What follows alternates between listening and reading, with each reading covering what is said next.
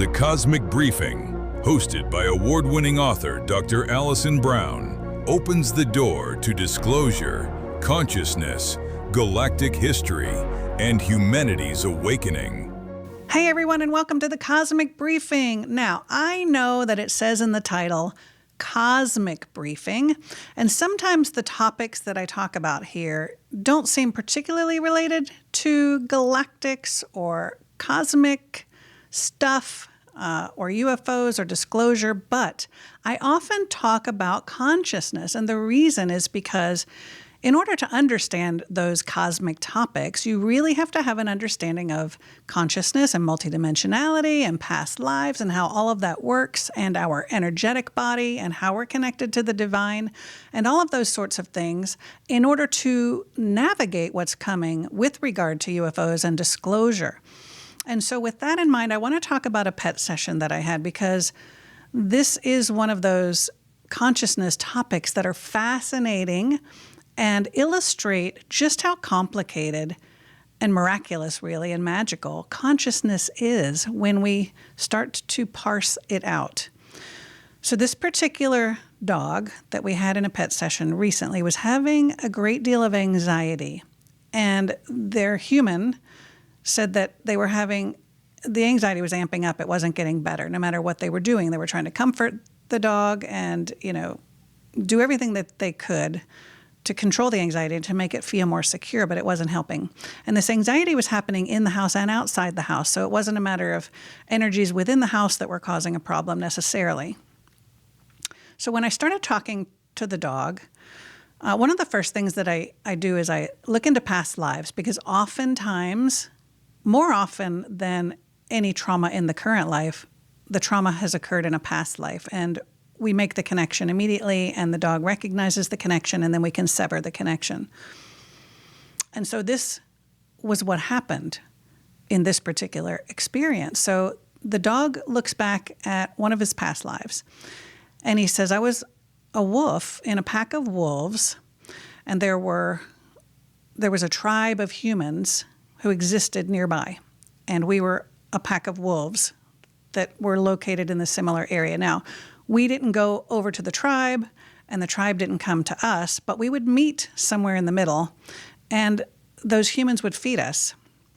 And we had a relationship with them, and we would communicate, but we didn't interact too much. But at any rate, he said, one night I went back to my wolf pack, and it was a full moon, and all of a sudden there was this bright, bright light, and it got brighter and brighter, brighter than the moon, and then eventually brighter than the sun. And the next thing I know, I don't remember anything, assuming that he had transitioned. That often happens. And sometimes that happens if an animal has been shot, but they'll typically hear a sound, a loud sound and a loud flash of light. And I asked him to look from that perspective after having transitioned and he was back with Source, to look down and let me know if he could see his body. Was it just him that transitioned? Did his whole the whole pack transition? What happened? And he said, I don't see anything. I don't see anything. So he couldn't share anything else. And at this point, I was starting to formulate my own kind of hypothesis of what was happening, but he couldn't tell me more. So when that happens, I ask Archangel Ezekiel to come in. Ezekiel works with animals and often will help me in a session if I'm kind of stuck or I need more clarity, so that the human has more clarity of how to work with their pet. So Ezekiel came in and he said, it was a meteor that hit the planet. Well, we haven't had a meteor like that hit the planet in a long time. So I said, Ezekiel, how long ago was that? And he said, 15,000 years ago. Now, every time I think I've heard it all in a session, I have not. This was the first time that I had ever experienced a past life that long ago, at least with a pet. I'm pretty sure we've explored those types of past lives with humans, but not with a pet. And so 15,000 years ago, this energy was still impacting this poor dog. And Ezekiel said it had been impacting him over time, but it really didn't matter. I mean, there was nothing that he could do about it, and he didn't understand it anyway, and there was no one that was going to help him clear it. But what I find often is that when when a human, I don't like to say pet owner, but when a human companion brings their pet for a session, they've made an agreement. First of all, we know they've made an agreement to be together in this lifetime. That's absolutely for sure. But they make an agreement for healing so that it doesn't continue to disturb them in future lives. So the energy is disconnected. And so they'll make this agreement to come and see us or to connect with us to have a session.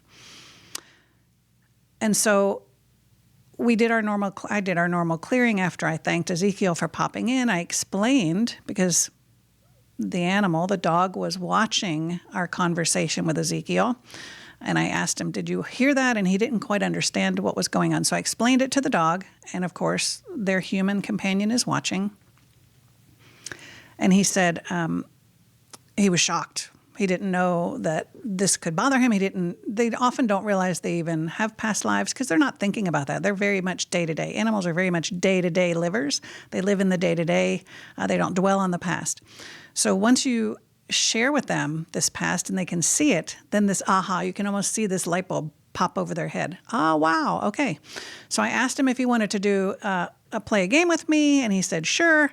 And so we went through this process of disconnecting his energy stream from that lifetime, at least from the discordant energy of that lifetime, because the positive memories are there and they're nourishing and we want to keep those, but we can disconnect from the discordant energies, the ones of the trauma, so that they won't bother him in this life. And so then we investigated what it was in this life that was reminding him or triggering him of that bright light, that meteor. And he said, there are energy bubbles.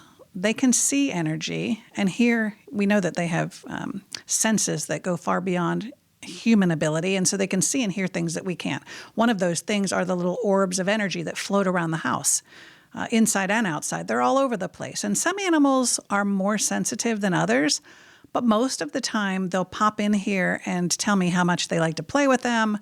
They recognize some of them as ancestral or past pets that have transitioned. They'll come back and play with them a little bit, and they'll chase, the current animal will chase those little bubbles around the house. Well, in this case, this dog was petrified of them because they show up as little light circles, little light orbs, and he kept thinking that they were going to expand and get bigger and bigger and brighter and brighter. He didn't know what was going to happen. He didn't know why they were there. He didn't have a relationship with those lights. He just saw them, the orbs. And so he was afraid that they were going to get bigger and lead to his transition, right? So that it was petrifying to him. He didn't know what to do, and he couldn't get rid of them, and he was at a loss.